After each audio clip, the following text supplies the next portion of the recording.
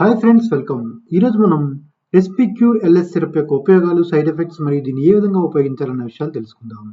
ముందుగా డిస్క్లైమర్: ఈ వీడియో అనేది జస్ట్ ఇన్ఫర్మేషన్ పర్పస్ కోసం మాత్రమే. మీరు తప్పనిసరిగా మీ డాక్టర్ని సంప్రదించి మీ డాక్టర్ చెప్పిన సమయానికి మరియు చెప్పిన డోస్ మాత్రమే వాడాలి. Let us start. Respicure LS syrup ని కరోనా రెమెడీస్ ప్రైవేట్ లిమిటెడ్ అనే కంపెనీ తయారు చేస్తుంది. మరియు దీని ఎంఆర్పి మనకి 100 ml గాను 101.20 పైసా. ఇప్పుడు మనం రెస్పిక్యూర్ ఎల్ఎస్ సిరప్ యొక్క ఉపయోగాలు తెలుసుకుందాం. దీనిని ప్రధానంగా దగ్గుని తగ్గించడానికి ఉపయోగిస్తారు. ముఖ్యంగా దీనిని కఫంతో కూడుకున్నటువంటి దగ్గును తగ్గించడానికి ఉపయోగిస్తారు. అంతేకాకుండా ఈ రెస్పిక్యూర్ ఎల్ఎస్ అనేది మనకి జలుబు, ముక్కు కారడం, కళ్ళ నుంచి నీరు కారడం, ముక్కు పట్టేయడం లాంటి లక్షణాలు తగ్గించడానికి కూడా ఉపయోగపడుతుంది.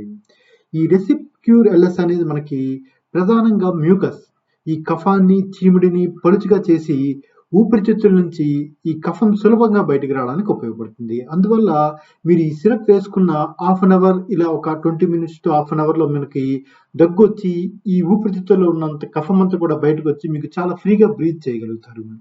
ఇప్పుడు మనం ఈ సిరప్ ఏ విధంగా పనిచేస్తుంది మరియు ఇందులో ఏ అవస్థలు ఉన్నాయో తెలుసుకుందాం. దీనివల్ల మీకు ఈ సిరప్ పైన కొంత అవగాహన కలుగుతుంది. ఈ సిరప్ లో ప్రధానంగా 3 రకాల ఔషధాలు ఉంటాయి: లివోసాల్బ్యూటమల్, ఆంబ్రాక్సల్, గ్వైఫెన్సిన్. ఈ 3 కలిపి మనకి ఈ కఫంతో కూడుకున్నటువంటి దగ్గును తగ్గించడానికి ఉపయోగపడతాయి. ఇందులో మొదటిది లివోసాల్బ్యూటమల్ అనేది మీ శ్వాసనాళాలలో ఉన్న కండరాలను రిలాక్స్ చేసి శ్వాసనాళాలు వెడల్పు చేస్తుంది. దీనివల్ల మీకు ఎక్కువ గాలి ఊపిరితిత్తుల్లోకి వెళ్ళి మీకు చాలా ఫ్రీగా బ్రీత్ అనేది చేయగలరు. ఇక రెండవది ఆంబ్రాక్సిల్ అనేది ఈ మ్యూకస్, కఫాన్ని పలుచగా చేసి ఊపిరితిత్తులు, శ్వాసనాళాలు మరియు ముక్కులో ఉన్న ఈ మ్యూకస్ సులభంగా బయటికి రావడానికి ఉపయోగపడుతుంది. ఇక మూడవది గ్వైఫెన్సిన్, శ్వాసనాళాల్లో ద్రవం యొక్క పరిమాణాన్ని పెంచడము, అదేవిధంగా కఫం యొక్క జిగటను తగ్గించడం. మనకి ఈ కఫం అనేది ఈ ఊపిరితిత్తుల్లో చాలా గట్టిగా అంటుకొని ఉంటుంది. ఈ గ్వైఫెన్సిన్ అనేది ఈ జిగట, ఈ కఫం, ఈ జిగటను తగ్గించడం వల్ల ఇది సులభంగా బయటికి రావడానికి సహాయపడుతుంది. ఈ విధంగా ఈ 3 ఔషధాలు కలిపి మనకి ఈ పొడి ఈ కఫంతో కూడుకున్నటువంటి దగ్గును తగ్గించడానికి చాలా బాగా పనిచేస్తాయి. ఇప్పుడు మనం అసలు దగ్గు రావడానికి గల ప్రధాన కారణాలు ఏంటి, మనం దగ్గు రాకుండా ఉండాలంటే ఏం చేయాలో తెలుసుకుందాం. మనకి మన ప్రధానంగా దగ్గు రావడానికి ప్రధాన కారణాలు వైరస్ మరియు బ్యాక్టీరియా. 90% మనకి ముందుగా సాధారణంగా అయితే జలుబు స్టార్ట్ అవుతుంది, తర్వాత దగ్గు, తర్వాత జ్వరం ఇలా వస్తుంది.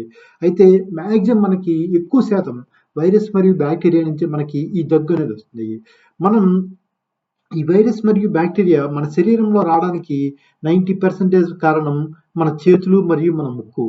మనం సాధారణంగా ఆహారం అనేది డైరెక్ట్ చేతులతో తింటాం. మనం బయట ఎక్కడెక్కడో తిరిగి ఏటీఎం సెంటర్, ఇలా బైక్ పైన, లేదంటే బస్సుల్లో ఇలా ప్రయాణించి ఆఫీస్లో ఇలా తిరిగి మనం డైరెక్ట్గా ఇంటికి వచ్చి ఏదో ఒకటి డైరెక్ట్గా చేతితో తింటాం, మనం కడుక్కోకుండానే. దీనివల్ల మనకి ఎక్కడెక్కడ బ్యాక్టీరియా అంతా కూడా డైరెక్ట్గా మన శరీరంలోకి వెళ్ళి ఈ జలుబు, దగ్గు బ్యాక్టీరియా మన శరీరంలోకి వెళ్ళి చాలా చాలా ఈజీగా వస్తాయి. అందువల్ల మీరు బయట నుంచి వచ్చి వెంటనే కాళ్ళు చేతులు కడుక్కొని అప్పుడు ఏదైనా తింటే మనకి ఈ వైరస్ అనేవి అంత వేగంగా రావు. అదేవిధంగా చిన్నపిల్లలు కూడా మన స్కూల్ నుంచి వచ్చాక, లేదంటే ఎక్కడైనా ఆడుకుని వచ్చిన వెంటనే వాళ్ళకి శుభ్రంగా కాళ్ళు చేతులు కడిగి చిన్నప్పటి నుంచి అలవాటు చేస్తే మనకి ఈ వైరస్లు అనేవి అంత వేగంగా అటాక్ కావు. అదేవిధంగా ఎక్కువ మంచులో ఉండడం, వర్షంలో తడిచినా సరే మనకి ఈ జలుబు, దగ్గు అనేది చాలా ఫ్రీక్వెంట్గా వస్తాయి. అందువల్ల ఎప్పుడైనా వర్షంలో తడిస్తే మీరు ఇంటికి వచ్చిన వెంటనే తలకి వేడి నీళ్ళతో స్నానం చేసేస్తే మీకు మ్యాక్సిమం ఈ జలుబు కానీ, దగ్గు కానీ అంత త్వరగా రాకుండా ఉంటాయి. అదేవిధంగా ఆస్మా ఉన్న వాళ్ళకి మనకి కఫంతో కూడుకున్న దగ్గు కాకుండా మనకి ఈ పొడి దగ్గు వస్తుంది. ఎందువల్ల అంటే మనకి ఈ ముక్కు నాజిల్ అనేది బ్లాక్ అయిపోవడం వల్ల, చాలా తక్కువ గాలి లోపలికి వెళ్ళడం వల్ల పొడి దగ్గు అనేది వస్తుంది. అదేవిధంగా మనకి గ్యాస్ట్రిక్ ఉన్న వాళ్ళకి కూడా మనకి ఈ పొడి దగ్గు అనేది, గ్యాస్ట్రిక్ ఉన్న వాళ్ళు ఏమవుతుందంటే ఈ కడుపులో ఉన్న గ్యాస్ అంతా కూడా అన్నవాహిక ద్వారా పైకి వచ్చి మనకి గొంతు దగ్గర అంతా మంటలా ఉండి పొడి దగ్గు అనేది వస్తుంది. అందువల్ల మీకు ఫ్రీక్వెంట్గా పొడి దగ్గు వచ్చి మీకు గ్యాస్ట్రిక్ ఉంటే మేబీ అది గ్యాస్ట్రిక్ వల్ల కావచ్చు. కాబట్టి మీరు డాక్టర్ని సంప్రదించి మీకు తగినటువంటి టాబ్లెట్స్ తీసుకుంటే మీకు గ్యాస్ట్రిక్ తగ్గితే ఆటోమేటిక్గా ఈ పొడి దగ్గు అనేది తగ్గుతుంది. ఇప్పుడు మనం ఈ సిరప్ వల్ల కలిగే సైడ్ ఎఫెక్ట్స్ తెలుసుకుందాం. ఈ సిరప్ వల్ల సాధారణంగా వికారము, నీలి విరోచనాలు, పొత్తికడుపులో నొప్పి, మగత, తలనొప్పి లాంటి లక్షణాలు ఉంటాయి. అయితే ఈ లక్షణాలు ఎక్కువ ఉంటే మాత్రం మీరు తప్పనిసరిగా మీ డాక్టర్ని సంప్రదించాలి. అదేవిధంగా ఈ సిరప్ వేసుకున్నాక మీరు డ్రైవింగ్ చేయకూడదు. ఎందువల్లంటే ఈ సిరప్ వల్ల మనకి చాలా మగతగా, నిద్రమత్తుగా ఉంటుంది. మీరు వీలైనంతగా డ్రైవింగ్ అవాయిడ్ చేయడం చాలా మంచిది.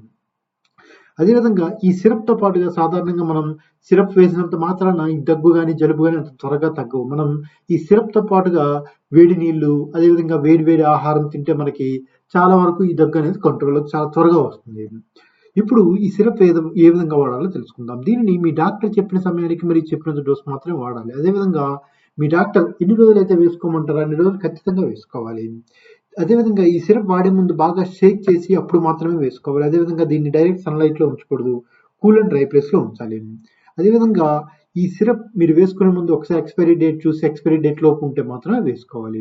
అదేవిధంగా ఈ సిరప్ వేసుకునే ముందు మీరు డాక్టర్‌కి మీకు ప్రీవియస్‌గా ఏమైనా హెల్త్ ఇష్యూస్ ఉన్నా, లేదంటే మీకు ఏవైనా హెల్త్ కండిషన్స్ ఏమైనా సర్జరీస్ అయినా, లేదంటే మీకేమైనా టాబ్లెట్స్ కానీ, సిరప్స్ గానీ, ఇంజెక్షన్ చేసుకున్నప్పుడు ఏమైనా అలర్జీస్ వచ్చినా సరే, అయి చెప్తే మీకు మీ శరీరానికి తగినటువంటి సిరప్స్ అనేవి డాక్టర్ ప్రిస్క్రైబ్ చేస్తారు.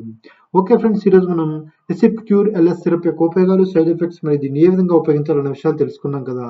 ఇటువంటి మరిన్ని టాబ్లెట్స్ మరియు సిరప్స్ ఇన్ఫర్మేషన్ కోసం please like, subscribe and click on the bell icon. Thank you.